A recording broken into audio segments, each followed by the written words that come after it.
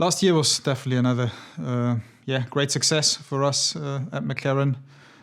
We could score the first 1-2 again after quite some time for McLaren, the first pole position as well for quite some time. So I'm very happy with that. And when we look back now at the last 3 years, it's simply great to see how we could improve as a team step by step together with our drivers. We have put in place a clear plan 3 years ago of how we want to get back to the front in Formula One in some years. We made big organizational changes, big cultural changes as well.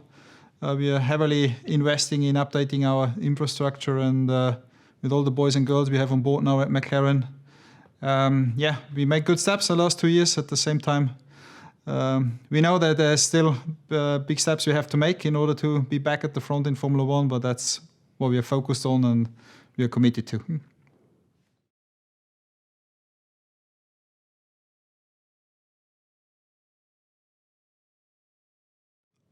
Very exciting times at the moment, knowing we go into this new era of Formula One with completely new technical regulations. A big challenge, a big task for the team, not just on the engineering side, but also on the production side and for the race team. We shouldn't forget that in parallel to these new challenging technical regulations, we also had the cost cap in place for the first time last year, which meant that we actually had to question a lot of things and how we were doing them in the past and change the approach in many aspects. But I'm very happy to see how the team was raising to that challenge. It's simply great to see today how the car was coming together and it's actually in one piece now.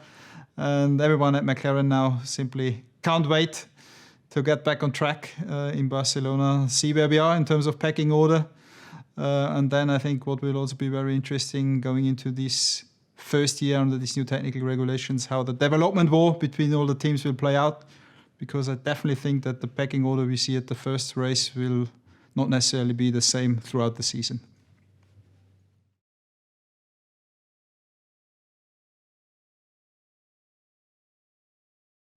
Going into this new era of Formula One, I guess, the key for success is definitely having a consistency and continuity on the driver lineup side, which we have.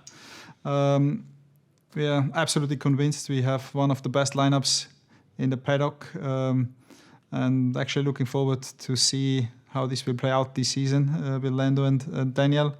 On Daniel's side, obviously, was a very challenging start into our team at the beginning of last year with limited testing time also that was available, but then the second half of the season, he actually made a great step forward, including securing our first victory here at McLaren for quite some time.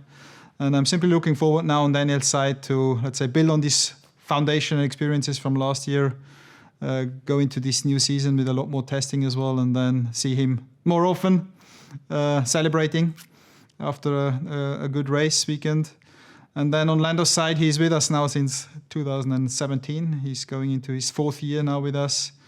On the back of this great news also that he will be with us for at least 4 more years. He made a big step again last year. He pulled off some great performances. He has shown that with the right team and with the right material, he can pull off pole positions and can fight also for race wins.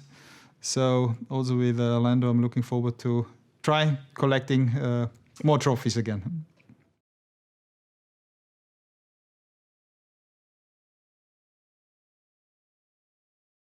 Well, here at McLaren, we obviously have very ambitious targets for the future. We want to get this team back to a position where we can regularly fight for race wins and championships again, but at the same time, we have a very realistic view of where we are right now as a team. We still need more time to get everything in place on the infrastructure side, and we need more time also to grow further as a team. But going into this 2022 season, we will be ambitious. We are very optimistic as well after the great job the team has done preparing this new car. And we simply want to get closer again to the guys that were running in front of us last year and try to collect even more trophies than last year.